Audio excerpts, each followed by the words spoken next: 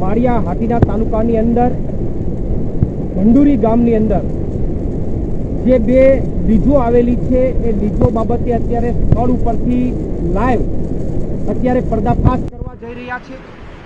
અહીંયા જે આ કંપની પહેલા અજમેરા પાસે જે કંપની હતી એમની જે લીજો હતી એમને GSCL 2023માં હેન્ડઓવર આસપાસ હેન્ડઓવર કરી।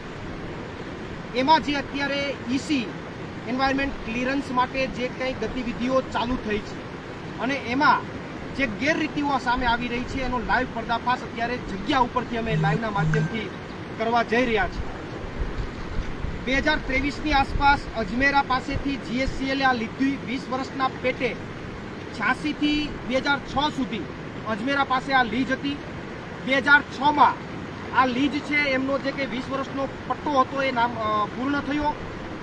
2009માં સરકારને ખબર પડી એટલે 2009માં સરકારે આ વાતની શ્રી સરકારમાં એનો દાખલ કર્યો અને એની એન્ટ્રી એને 2017માં પાડી।